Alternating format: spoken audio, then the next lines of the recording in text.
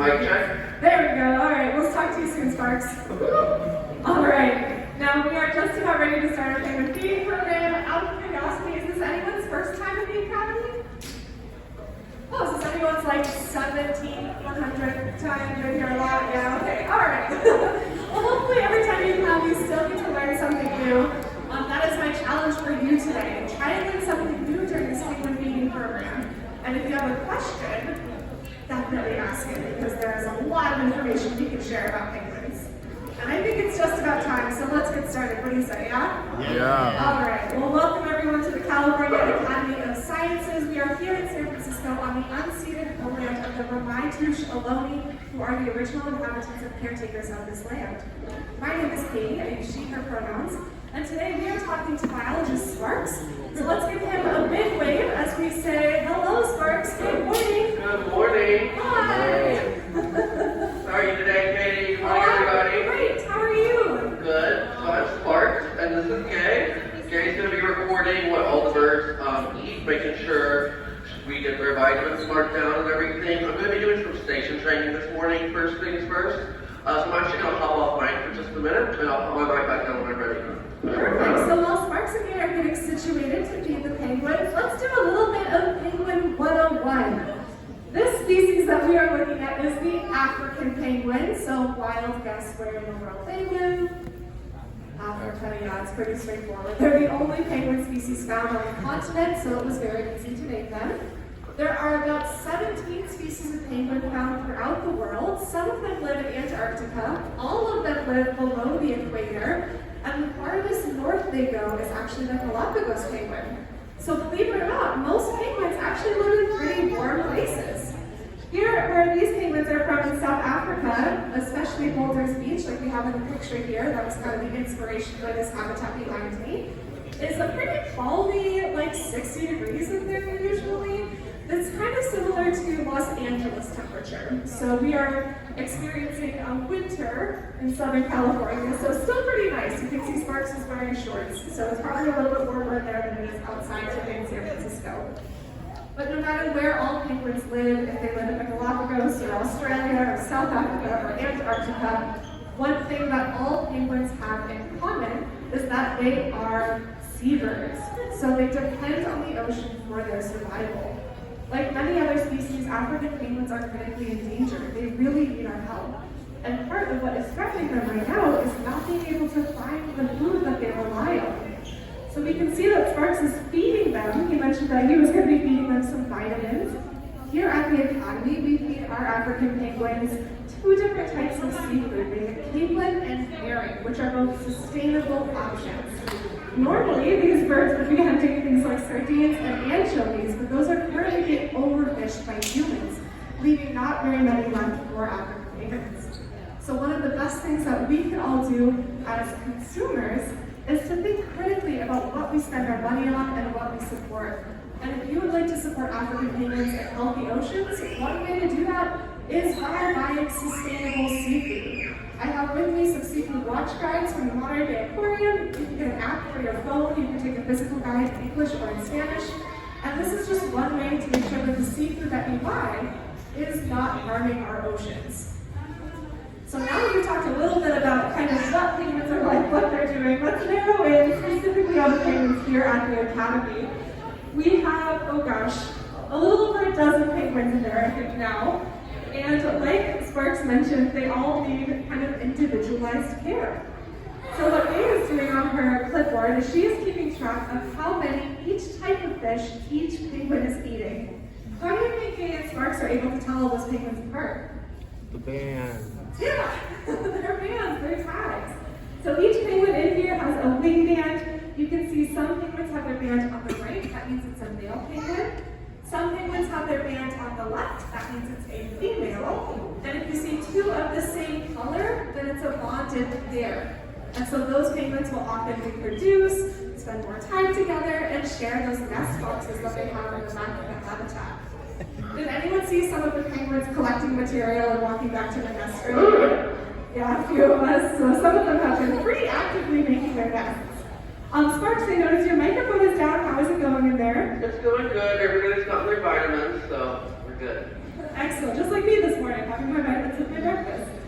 So we mentioned that these birds are eating sustainable seafood here at the Academy, but I'm wondering if you could tell us a little bit more about how the Academy as an institution is helping animals like African penguins. Can you share with us maybe one of the things that we're working on behind the scenes? Yeah, so what we're partnered with a great group in Cape Town, South Africa called SaveCop. And SaveCop deals not only with African penguins, but they go with other shorebirds like pelicans, gulls, cormorants. And due to things like climate change, oil spills, and the fact that there aren't really a lot of fish left in those waters, these bird colonies will actually abandon their chicks and their eggs. And so what SaveCop does is they go in and they rescue, rehabilitate, and re-release these birds back into the wild. I was actually there in November during the height of penguin chick season for them, and due to a delayed molt, the adults had just abandoned all the chicks and the eggs, and I was probably working with about 300 chicks a day. So they need a lot of help down there. These birds are in dire trouble. And a good way that everybody can directly help here is by doing the penny cruncher machine that a lot of juniors or rounding up at any of the gift shops. That goes directly towards our penguin fund that helps SaveCop. So just by coming to the Academy, like your entrance fee, for instance, that supports the Academy's mission to regenerate the natural world through science, learning, and collaboration. And like Sparks said, part of that collaboration is working with groups around the world to help whatever populations and people live there. So supporting SaveCop is just one way that we are helping African penguins, besides supporting sustainable seafood in our cafe and in our wildlife here. Now, Sparks, I have a lot of folks that have been to the Academy before and maybe have seen the penguin feeding program. So I'm wondering, what is your favorite fun fact about penguins?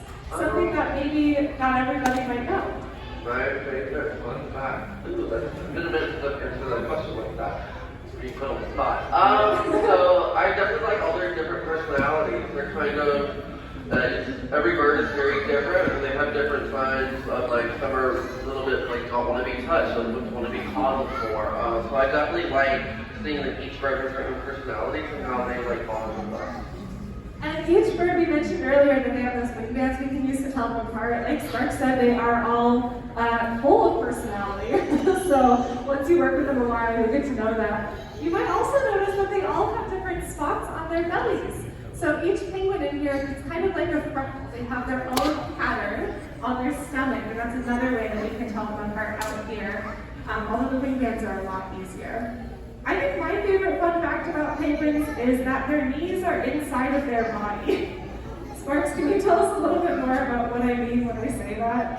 Yes, unlike other birds, literally when a penguin stands up, their knees are kind of located halfway up to their body. And this is a way that would help them when they're actually in the water because they use their feet more like rudders. So if you picture like a penguin skeleton, yeah, their knees are like halfway up, and so that's one of the reasons why they waddle so much. Is it's kind of like if you had a giant sweatshirt, you pulled it over your knees, and then you tried to walk, it would be really challenging. All right, now I'm curious, is there anything that you would like to know about African penguins? Something that you are curious about? Question you have? Yeah? Oh yeah, so do all of our penguins live here at the Academy for their whole lifespan, or do they sometimes move around? So they definitely do move around sometimes. We're part of something called a Species Survival Program, or an SSP. And that's why we're partnered with different zoos and aquariums, not just in our country, but around the world. So we'll send different penguins to different zoos based on the SSP. And that's kind of like a genetic matchmaking service. We want to make sure that we have a very genetically viable population of these guys for upwards of 100 years, just in case we do have to reintroduce them back into the wild. We want to have a good genetic stock. So picture, yeah, the giant matchmaking service behind the scenes. So we have some birds like up front and center here with the teal band on his right wing. That's Bernie. Bernie came to us from, oh gosh, maybe Oklahoma during 2020. So he was a recent addition to the colony. And we actually just had a penguin hatch here at the Academy who may or may not spend the rest of their life with us too, right? Yeah, that's actually Bernie's offspring. So Bernie and Stanley. Stanley's in her box right now. Stanley was actually the last chick we had born here in 2018, and per SSP they were recommended to breed, and they hatched one chick. The chick currently is behind the scenes. She's in something called fish school, so that's where we hand rear them They get to practice swimming, they get conditioned to being around human care and everything. So we actually have a naming contest right now for that chick. I'm not sure if it's still going on today, but you can check our social media, like our Instagram, for example. You can vote on your favorite name for that chick. And then once they are a little bit bigger and they will come back up to the habitat, keep an eye out. So you can see them next time you're here. We're really excited. We haven't had a chick for a while. Yeah, that's pretty awesome. Anything else we're curious about? Any other questions that we have? Yeah. Oh, speaking of life, how long do African penguins live, Sparks? So in the wild, they live in their low teens, and here at the Academy, our oldest bird is 34 years old. 10 to 15 years versus 30 to 40 years. Turns out free food, free healthcare works really well for penguins and people. Yes.